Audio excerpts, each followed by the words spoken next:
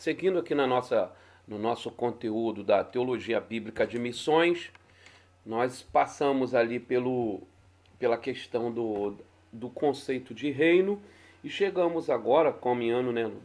Lembrando que nosso texto base é o livro Caminho Missionário de Deus, do Timóteo Carricker, e temos seguido a divisão proposta por ele no seu livro. Então nós passamos pelo conceito de reino e vamos agora dar uma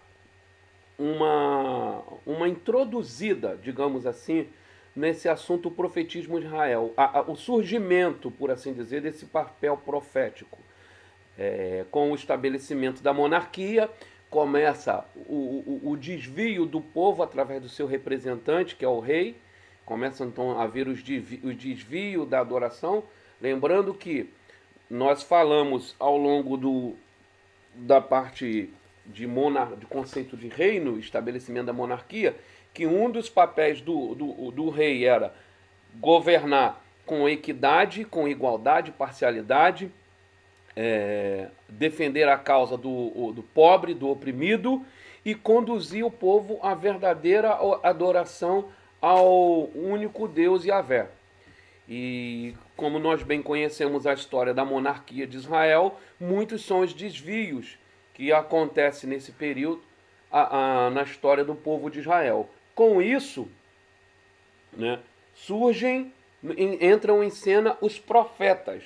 Né? Os profetas, que de maneira geral a divisão que a gente mais gosta de utilizar na teologia bíblica, de um modo geral, é os profetas menores, os profetas pré-exílicos, os profetas exílicos e os pós-exílicos, onde os profetas exílicos olhavam para o estado do povo e diziam: olha da onde nós saímos, o que fizeram nossos pais, e nós estamos repetindo os mesmos erros. Não pense vocês que o Senhor vai ignorar essa desobediência, esses atos de rebeldia.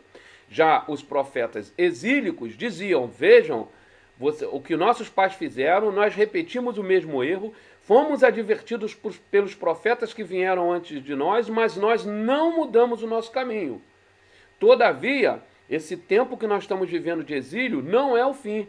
O Senhor, por amor ao seu nome, a aliança que fez com nossos pais, Ele tornará a nos visitar e nos restituirá conforme a tua palavra. Já no profeta pós-exílico, nós temos uma mensagem um tanto diferente, que é: olha o que nossos pais fizeram, o resultado da peregrinação no deserto, depois o Senhor refez aliança conosco, depois nós estabelecemos a monarquia, fomos advertidos pelos profetas que estávamos indo pelo engano, não lhes demos ouvido, matamos os nossos profetas, fomos para o exílio, o Senhor nos preservou ainda lá, mesmo que sobre duro castigo, sobre o juízo dele. Os profetas no exílio avisaram para que nós aprendêssemos com aquilo que tivéssemos feito, mas nós estamos andando pelo mesmo caminho. Olhe para trás e não repita os erros. Então nós temos, no período da monarquia, o surgimento do papel profético. Não se quer dizer com isso que não havia antes disso profecia, mas não havia a figura do profeta.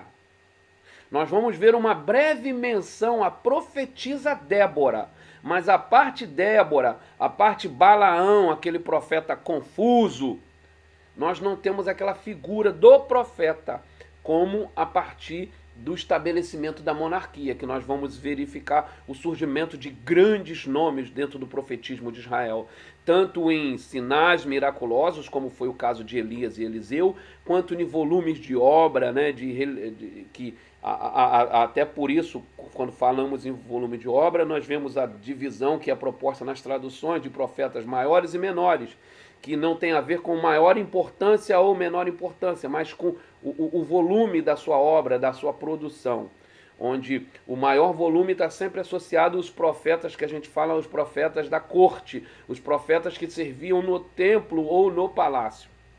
Então nós vamos ter uma breve introdução nesse módulo aqui, nessa parte do profetismo em Israel, porque mais à frente, logo depois de nós estarmos falando rapidamente sobre a questão dos escritos, né, ou as literaturas de sabedoria, sapienciais, nós vamos está voltando à questão do movimento profético, do seu contexto, o conteúdo dessa mensagem e essa esperança, né? Então, nós vamos dar uma rápida passagem por esse conceito de o profetismo em Israel. Junto com o conceito de reino surgiu o profetismo, o profeticismo ou profetismo. Com a corrupção do sacerdócio e da monarquia, Deus levanta o ministério profético.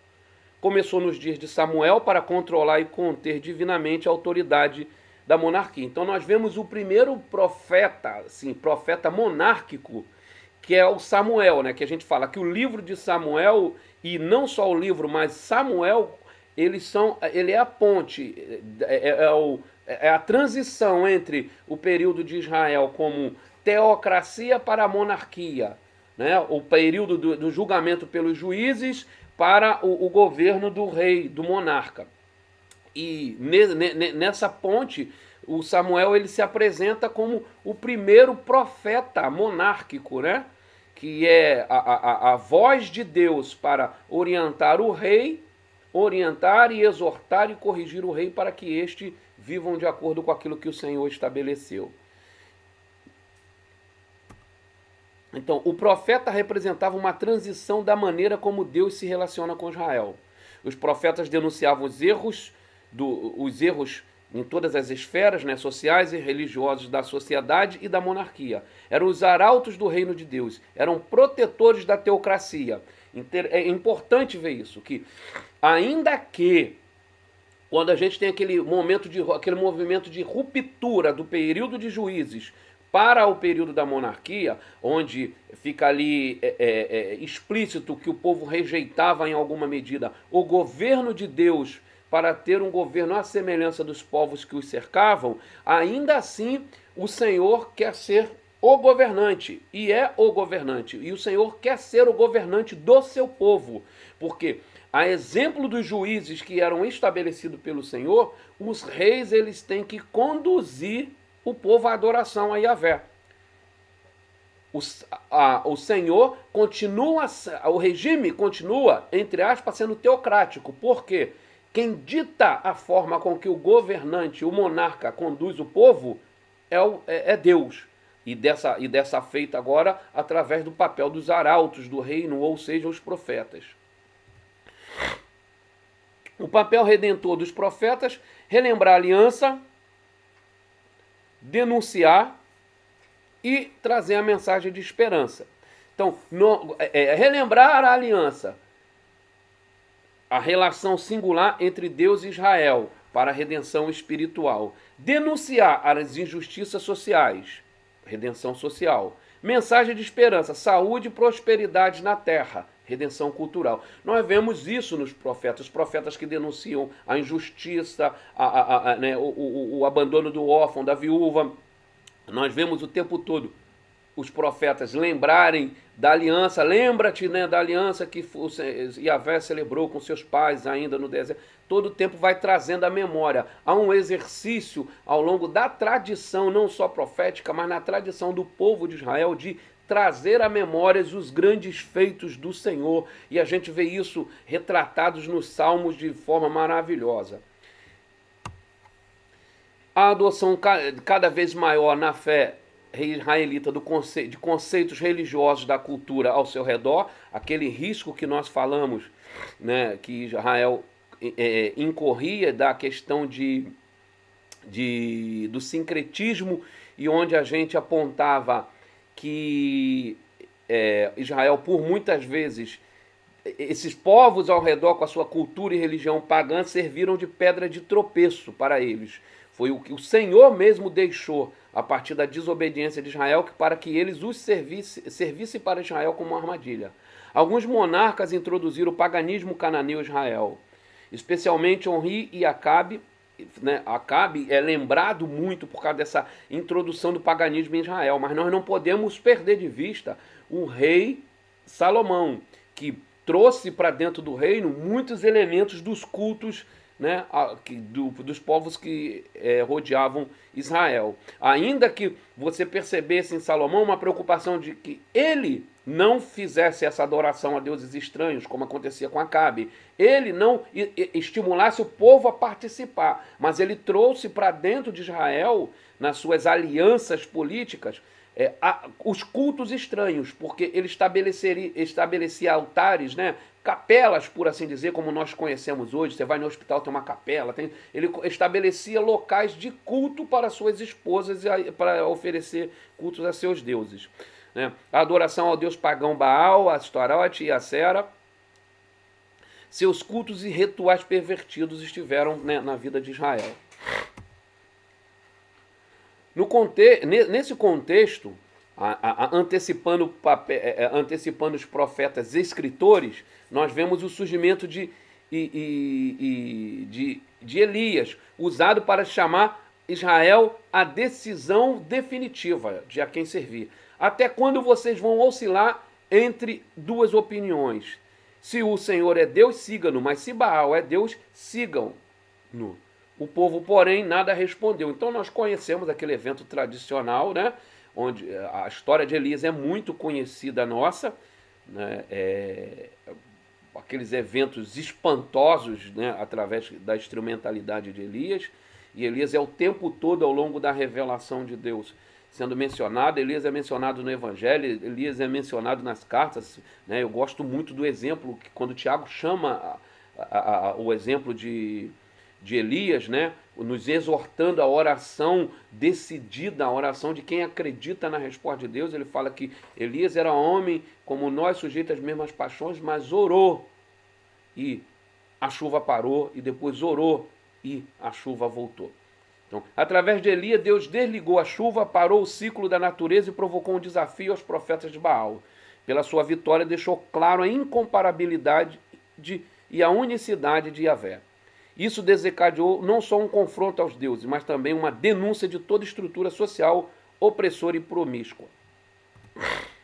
A eleição de Israel não era resultado de nenhuma virtude própria que o povo possuía. O eleito devia depender somente de Deus para a sua tarefa.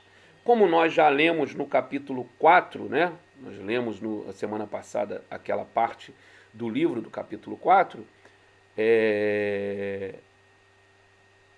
a eleição nunca foi por mérito, sempre foi uma eleição soberana, porque o eleito nada tem nele que Deus possa,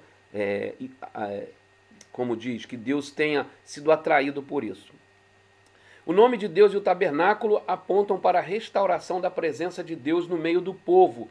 Nós vemos essa atitude de Davi, né, que não só tem um quê político, né, ele resulta num processo de unidade quando Davi constrói o tabernáculo, ou a tenda de Davi, como também é conhecida, em Jerusalém, após ele tomar Jerusalém dos jebuseus e tornar assim e Jerusalém não só a capital do reino, mas também a capital da adoração, centro de adoração, né? Por isso até hoje Jerusalém é conhecido como a cidade santa. O nome de Deus e o tabernáculo apontam para a restauração da presença de Deus no meio do povo. A igreja de Deus se torna missionária quando é caracterizada pela presença de Deus nos seus afazeres. É a presença de Deus no meio do seu povo que possibilita e dá garantia da eficácia do serviço do povo de Deus no mundo. Considerações finais nessa parte, né, que é a instituição do profetismo. 1. O reino de Deus que anunciamos é um domínio sobre toda a sua criação até os confins da terra. 2. O povo de Deus precisa proclamar e sinalizar em cada canto do globo o domínio universal de Deus através de Cristo. 3. O conceito judaico-cristão de reino se refere principalmente ao governo, reinado, ação de Deus e secundariamente à esfera desse reino. O nosso conceito, o que ele está dizendo aqui, é que o nosso conceito primeiro é o governo e reino de Deus, Deus agindo. E a partir de então, nós pensamos em abrangência, até onde esse reino alcança. Então, onde esse reino alcança, como o domínio de Deus é sobre toda a sua criação até os confins da terra, essa redenção, esse reino, essa demonstração do reino a partir dos seus representantes, por assim dizer, é todas as esferas. Então, terminamos aqui essas considerações finais sobre a instituição e o papel do profetismo em Israel de maneira muito breve. Seguindo, ainda sobre algumas as implicações missionárias, né? Primeiro nós vimos as implicações missionárias 1, 2 e 3, agora a implicação missionária 4, 5 e 6. 4. O reino de Deus não é algo que acontece para além da história. Como os reinos de Saul, Davi e Salomão eram acontecimentos históricos que tocavam concretamente a vida do povo. Também é o reino que Jesus inaugurou. O anúncio missionário do reino tem implicações históricas e concretas na vida das pessoas. 6. São sinais históricos de um anúncio de redenção, não só espiritual, mas sociocultural, que precisa ser entendida na tensão do já e ainda não. Essa tensão do já e ainda não, né, muito conhecida, a ideia de que já somos de Deus, o reino de Deus já é chegado, mas ainda não somos quem havemos de ser, e o reino ainda não está estabelecido da forma que deve ser. Esse ponto 4 e o ponto 6, eles vão ser muito afetados por a nossa perspectiva teológica escatológica. Por exemplo, né, questões do milênio, pré-milenista, amilenista, pós-milenista. De acordo com a sua perspectiva, isso daqui vai ser afetado. Mas esse não é o ponto da nossa discussão aqui, da nossa aula. 7. Por isso, Deus convoca seus profetas e porta-vozes que dependem exclusivamente de Deus e de sua lei, para desafiar o paganismo e a corrupção do povo de Deus, e para reivindicar para Deus todos os domínios da terra, da existência da terra que o pecado corrompeu. Não há um único centímetro quadrado em todos os domínios da existência humana sobre o qual Cristo, que é soberano sobre tudo, não clame, é meu. Abraham Kuyper, teólogo neocalvinista, nós lemos um artigo sobre o neocalvinismo, né? Um artigo muito bacana, né? Trazendo aí, fazendo com que a gente pensasse, refletíssemos sobre a questão neocalvinista e com a cultura, o mandato cultural. Então Abraham Kuyper disse: Deus é Senhor de tudo e não há uma esfera, 1 centímetro, ao qual ele não requeira o seu domínio, a qual ele não requeira que seja estendido o seu domínio, que seja fincada a bandeira. Cristo reina. Por fim, nós temos aqui as recomendações bibliográficas. A Missão do Povo de Deus e o Caminho Missionário de Deus são os livros que nós estamos trabalhando. Né? Temos aí o livro do Perspectiva, né? Que é um compêndio de artigos missiológicos, a Bíblia Sagrada e o Drama das Escrituras de Michael Goren, Encontrando Lugar na História Bíblica. Esse livro vale a pena ter. Terminamos então aqui essa parte, meus irmãos.